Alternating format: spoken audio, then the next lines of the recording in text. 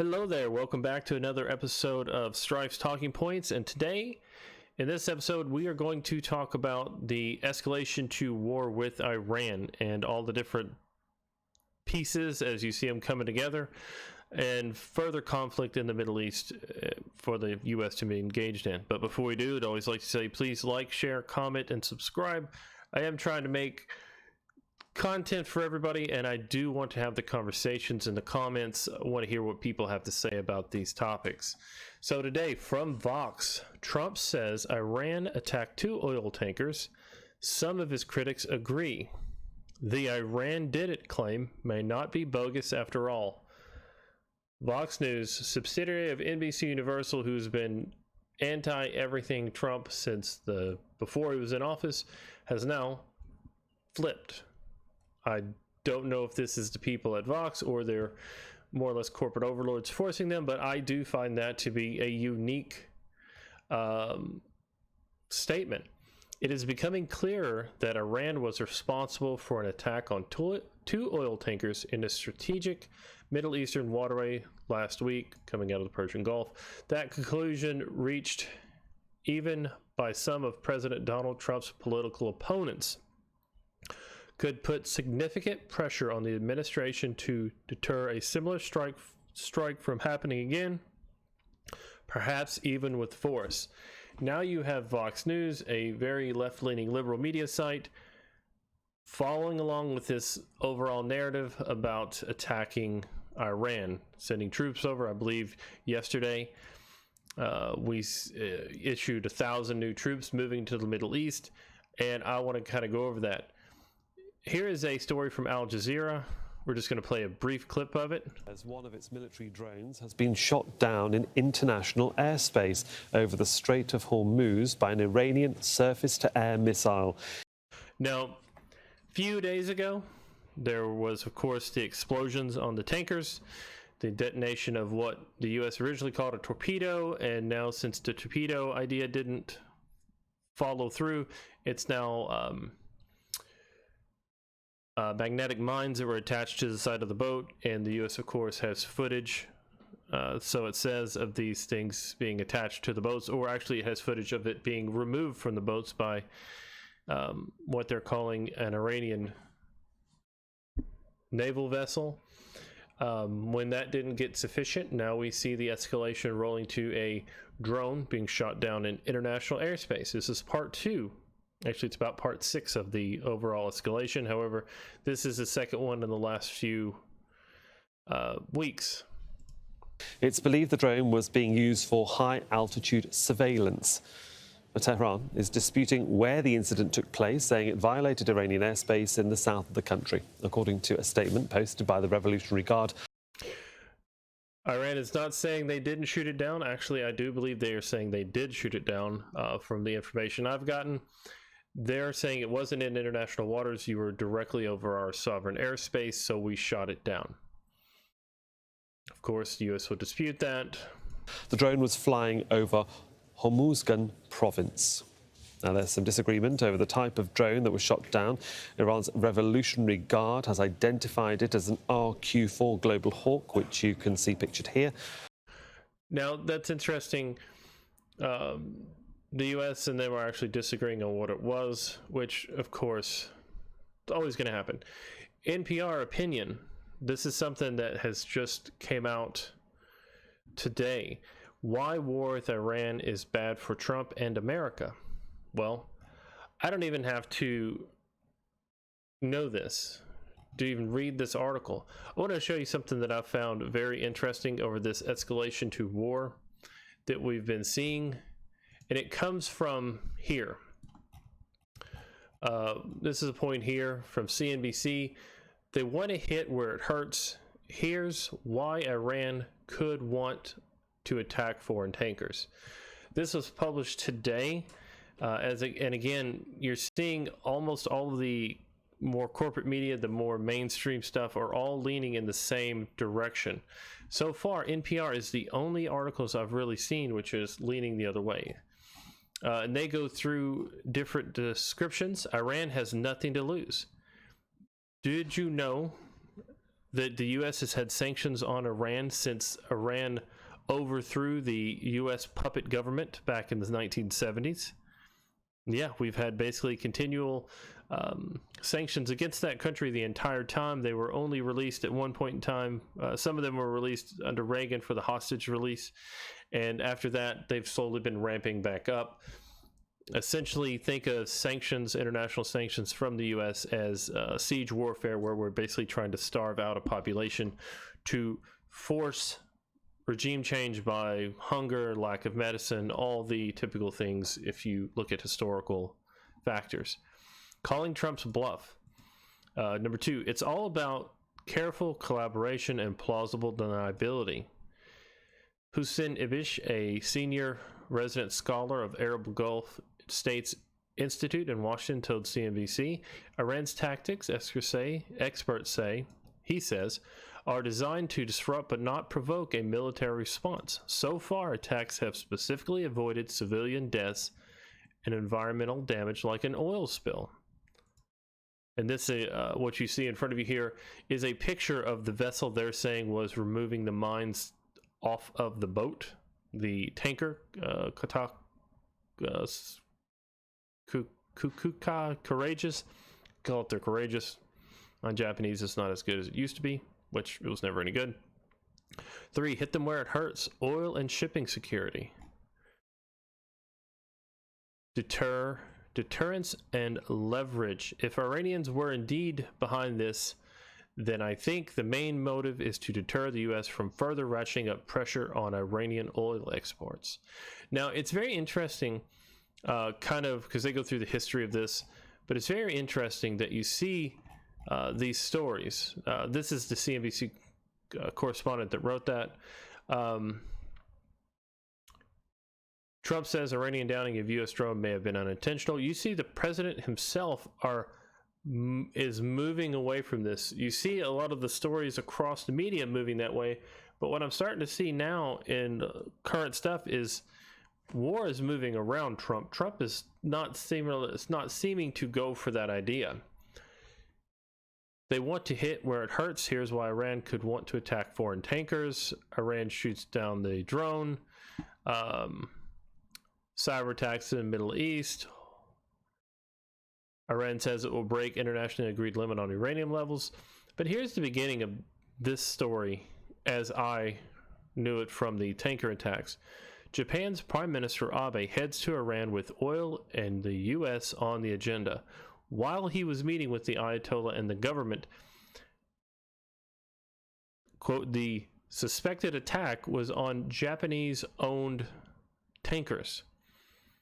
So basically what you have is the worst possible situation where the people there meeting with Iran are the people Iran targets. This doesn't seem like something a nation trying to build its economy, trying to find ways out from under U.S. sanctions would do. However, that's what happened. The method of attack, the story here about the boat that the U.S. had released some images of, now they've released more images, and I do think this is going to continually ramp up. This is the boat with the limpet mine. Limpet mine is basically just a magnetic bomb you attach to a boat that they were talking about. They go through, show you how it was pictured above here. Now, if you've been following this story, which I have, there's another video in my history somewhere there where I did this. It goes over the story where the sailors on the boat were discussing the fact that they saw something flying at the boat and then boom, bomb. Possibly a missile, possibly a drone. They weren't really sure. However, it was immediately reported as torpedo attack because the person, of course, furthest away in the helm, the command center, the bridge of the ship, wouldn't have been able to see it. There was just an explosion on the boat. He can't see where it's at. He just knows it's to the, to his right, and then he sees it go off. So he reported torpedo attack, and that's where the U.S. said initially it was a torpedo attack, and as you look Clearly, this is not something that happened under the water. This is something that happened in the water. And here we go. An image the U.S. said shows an unexploded limpet mine used in an attack on the Kokuka Courageous, photographed U.S. Department of Defense. And now, of course, we're sending 1,000 more troops. Now, let's break away from Iran for a minute and let's look at what the U.S. is currently doing in the Middle East. Because I don't know if you understand this. Here's our current involvement. The war in Afghanistan started in 2001, of course, under George W. Bush. It is still ongoing. We still have troops in the area. We still have training camps. There you go. United States invasion, establishment of a new government, drone strikes, concealment. We are still there. The U.S. still has troops there. Iraq war. 2003 to 2011. Officially, we have left Iraq. However, we are now sending 1,000 more troops back to Iraq, probably to get Iraq on board with an actual proxy war or an actual war with Iran. These two neighbors have been to war under Saddam Hussein a few times, and their history is not that great. Keep in mind, a lot of the issues between the two countries are because of religious, the Sunni Shia breakdown as along religious lines. War in northwest Pakistan. Again, this kind of comes out of the Afghanistan involvement, where you have United States and Pakistan ongoing fighting in the mountains, in these hills, where we are still involved in. It has been 15 years and we are still involved in that. 18 years still in Afghanistan. Still have troops in Iraq for training missions and various other things. In Africa, this isn't technically in the Middle East, but it's, if you look for Somalia, it is right off the coast of Arabia. And we have been there since 2007. Part of the war on terror, still bombing, still running missions, still involved in that. Operation Ocean Shield. This was part of the, I believe, the Somali pirates off the coast of Arabia. Yeah, Somali pirates, where we were basically out there destroying pirate ships, trying to end the hostile takeover boats. What is that? There's a movie, one of the many Tom Hanks movies, that he's in trouble. Anyway, I don't know how well that'll do it. International intervention in Libya. This is part of the Obama era bombing and expanded bombing of all these extra places, where we built a group of U.S. allies. You see them clearly pictured there, mostly European allies, and then bombed targets all across Libya and overthrew the government there. Once the government was overthrown, the U.S. basically withdrew, and now you have human trafficking, slavery, violence. You have roaming gangs moving across the desert and trying to take over oil assets in neighboring countries. You have Operation Observant Compass. This is in Uganda. Current intervention in Iraq from 2014. This is again part of the war against the Islamic State. Still ongoing. American-led intervention into Syria. These last few here are the Obama wars. None of these have been declared. This is intervention, not a war.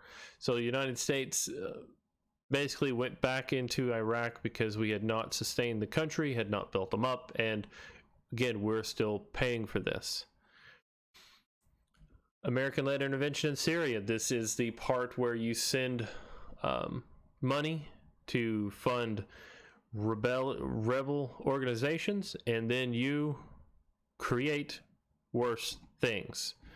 Yemen civil war. The U.S. is actually helping fund a civil war in a country through the help of the Saudis and they are there's, from what I've read, there's widespread starvation, there's medical issues, there's hundreds of thousands, if not millions, of people out there without homes, without shelter. It is a very bad thing, and again, we're involved. And then again, you're seeing more intervention in Libya, where Islamic State, where we have gone in and blown up the ruling part of the country, and then of course terrorist organizations, these extremist groups find their way into these areas, because if the US comes in, bulldozes the current political group, destroys the army, it's free for all. And that's what we've kind of been doing under Obama, again, keep going back and back and back to, you see, Bush, and then some Bush wars here. This has been a very big thing, and I would just like to end real quick with this little 36 statement from the only candidate I've actually seen say, stop this, stop regime shaming wars. It is one of my favorites on the Democratic side. That's kind of where I sit as far as who I like on that side. Don't think she has a chance, but I do very much like her as a candidate. We must stand united and stand strong against those in both parties who never tire of war. Neocons and neolibs who drag us from one regime change war to the next, and who are exacerbating the new Cold War, pushing us to the brink of nuclear war. We deserve better. Our country deserves better. That's going to leave this today, is with this little piece there. Call it a commercial for Tulsi, call the whole thing anti-war idea. The U.S. spends trillions of dollars funding these wars, which, if you look at where the beneficiaries are out of this, you only see military manufacturers, large-scale oil companies, and, strangely enough, finance companies who get to then go in, apply American loans and finance duties on these companies, and basically extract wealth in that way. But hey, those are just my thoughts on it. Please like, share, comment, subscribe. Tell me what you think.